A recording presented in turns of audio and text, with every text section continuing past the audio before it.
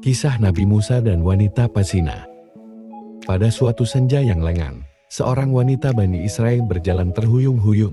Pakaiannya serba hitam menandakan bahwa ia berada dalam duka cita yang mencekam. Kerudungnya menangkup rapat hampir seluruh wajahnya, tanpa rias muka atau perhiasan menempel di tubuhnya. Kulit yang bersih, badan yang ramping dan roman mukanya yang ayu, tidak dapat menghapus kesan kepedihan yang tengah merusak hidupnya karena zina. Ia melangkah terseret-seret mendekati kediaman rumah Nabi Musa alaihi salam. Diketuknya pintu pelan-pelan sambil mengucapkan salam, maka terdengarlah ucapan dari dalam, "Silakan masuk." Perempuan cantik itu lalu berjalan masuk sambil kepalanya terus merunduk. Air matanya berderai tatkala ia berkata, "Wahai Nabi Allah, tolonglah saya, doakan saya agar Tuhan berkenan mengampuni dosa keji saya. Katakanlah, jangan ragu-ragu." Desak Nabi Musa. Maka perempuan itu pun terpatah bercerita, "Saya telah berzina." Rangkat, hatinya tersantar. Perempuan itu meneruskan, "Dari perzinahan itu, saya pun hamil. Setelah anak itu lahir, langsung saya cekik lehernya sampai tewas." Ucap wanita itu seraya menangis sejadi-jadinya. Nabi Musa berapi-api matanya, dengan muka berang ia menghardik, "Perempuan bejat, enyah kamu dari sini. Agar siksa Allah tidak jatuh ke dalam rumahku, karena perbuatanmu, pergi." Teriak Nabi Musa sambil memalingkan matanya, karena jijik. Perempuan berwajah ayu dengan hati bagaikan kaca membentur batu, hancur luluh segera bangkit, dan melangkah surut. Dia terantuk-antuk keluar dari dalam rumah Nabi Musa. Ratap tangisnya amat memilukan, ia tak tahu harus kemana lagi hendak mengadu. Bahkan ia tak tahu mau dibawa kemana lagi kaki-kakinya. Bila seorang nabi saja sudah menolaknya, bagaimana pula manusia lain bakal menerimanya? Terbayang olehnya betapa besar dosanya, betapa jahat perbuatannya.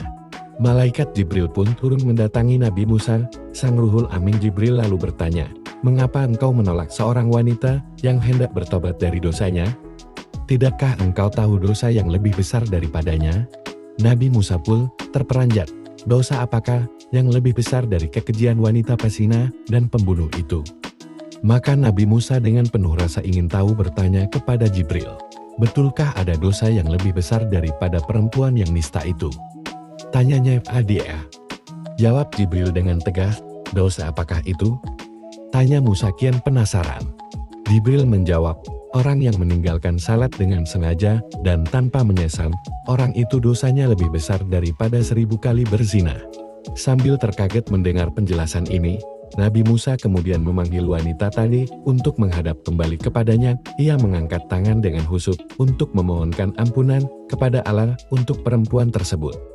Nabi Musa menyadari, orang yang meninggalkan salat dengan sengaja dan tanpa penyesalan adalah sama saja seperti berpendapat bahwa salat itu tidak wajib dan tidak perlu atas dirinya. Berarti ia seakan-akan menganggap remeh perintah Tuhan, bahkan seolah-olah menganggap Tuhan tidak punya hak untuk mengatur dan memerintah hambanya. Sedang orang yang bertobat dan menyesali dosanya dengan sungguh-sungguh berarti masih mempunyai iman di dadanya dan yakin bahwa Allah itu berada di jalan ketaatan kepadanya. Itulah sebabnya Tuhan pasti mau menerima kedatangannya. Ibnu Qayyim al-Jauziyah rahimahullah mengatakan, kaum muslimin bersepakat bahwa meninggalkan salat 5 waktu dengan sengaja adalah dosa besar yang paling besar dan dosanya lebih besar dari dosa membunuh, merampas harta orang lain, berzina, mencuri, dan minum minuman keras. Orang yang meninggalkannya akan mendapat hukuman dan kemurkaan Allah, serta mendapatkan kehinaan di dunia dan akhirat. As-Salat, halaman 7.